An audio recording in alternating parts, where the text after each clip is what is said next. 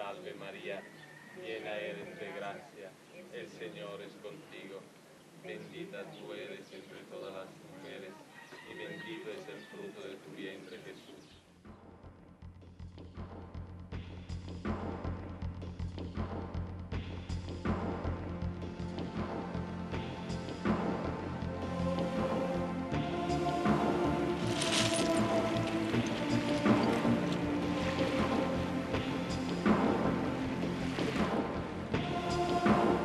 The advent of Spanish colonial rule on Cuba at the beginning of the 16th century was accompanied by an equally important influx of religious congregations.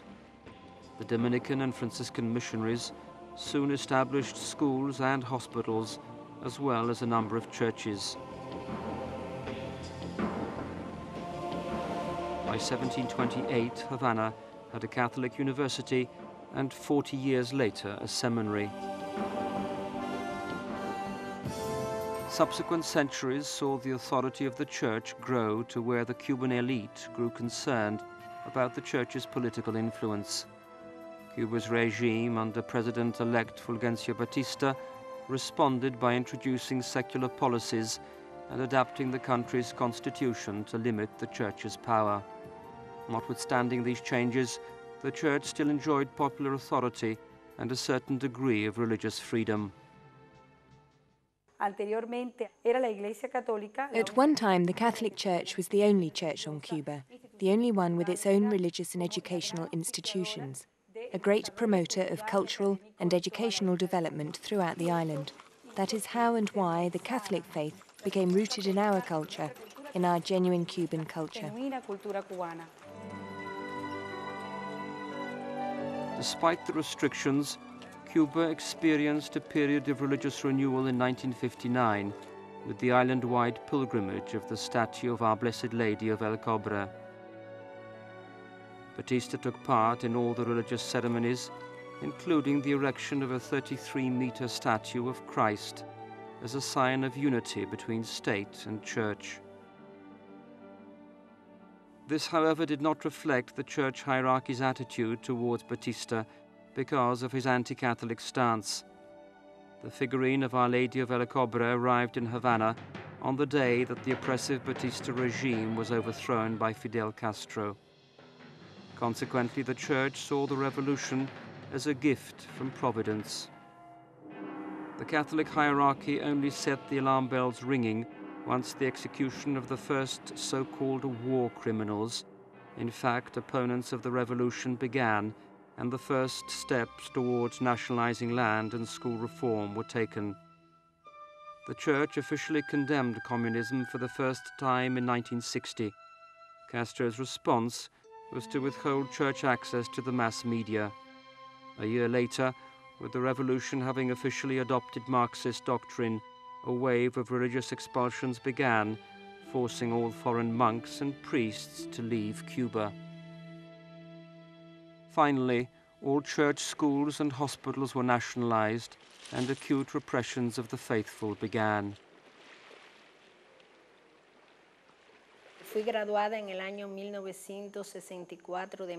I became a qualified teacher in 1964, but could only practice my profession for 4 years, as in 1968 I was dismissed for declaring that I was a practicing Catholic. Many other teachers were thrown out with me.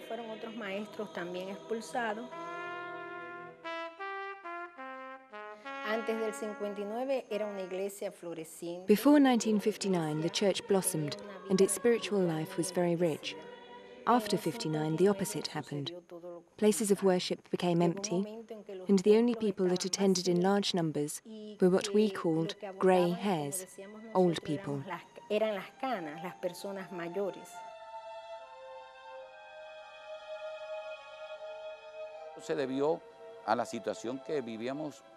That was the result of the hostile attitude towards the faith that we were experiencing.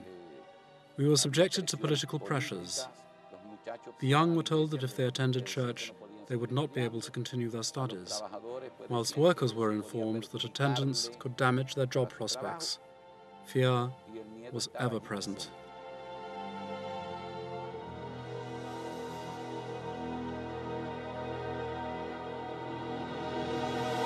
Repressions ranged from subtle coercion to outright destruction. Hundreds of churches were symbolically ruined or desecrated, with many a church property converted to non-religious purposes.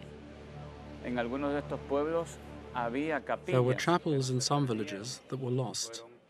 They were taken over for other purposes, educational, medical, and sometimes they even became dance halls, and we can't get them returned.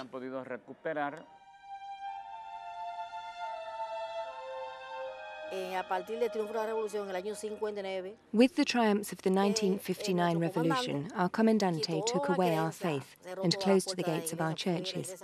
This was a very beautiful church. The first wedding was celebrated here in 1947, and the last on December the 13th, 1959. Today there is a terrible sadness and great poverty. But I believe that once this church is rebuilt, happiness will, as before, once again return to our community. We have a great need for a church. This was a Catholic community, and we want to see our church once again, for we are convinced that we have faith and believe that happiness will return and poverty will cease to trouble us so. The Church, as the only independent voice with popular authority, more than ever presents the greatest threat to Castro's regime. Consequently, the policy of destroying places of worship has been augmented by a concerted effort to limit the Church's pastoral work. Foreign missionaries have great difficulty obtaining visas, and access to the country is severely limited.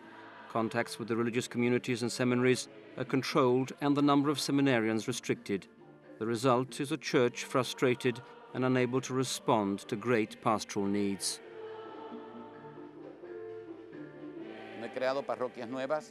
I haven't created new parishes because under the present circumstances, that is not possible.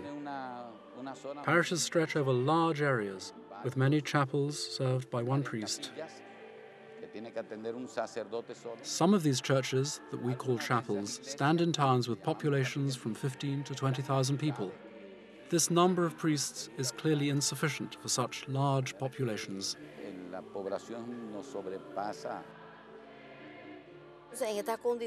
Because the church is in such a terrible state of repair, catechism classes take place here every Sunday at 9 a.m. Children and adults take part, and on every last Wednesday of the month, Holy Mass is celebrated here, under the open sky, and we must be satisfied with that.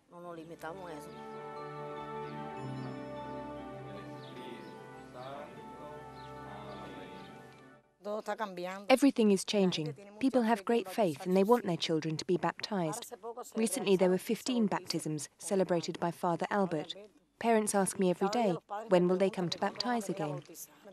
They want to educate their children, to have them submit to God, to become better educated every day. Today the children know nothing.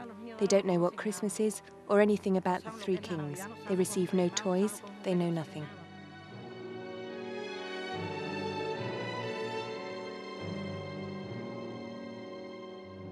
In parallel with attacks on the Catholic Church, there has been a return to so-called traditional religions on Cuba, religions deeply rooted in African voodoo customs. Historically, these traditional religions have intertwined and fused with elements of the Catholic faith, the resulting confusion called syncretism. A variety of ethnic groups immigrated, almost 20 different groups, and they all brought their religious beliefs with them. Later, these Africans mixed themselves with the church. Why? Because the colonial power forbade them to practice their own religion. This was the time on Cuba that black slaves applied en masse to be baptized, not because of their belief in baptism, but rather to be able to continue practicing their own religion. That was the beginning of syncretism on Cuba.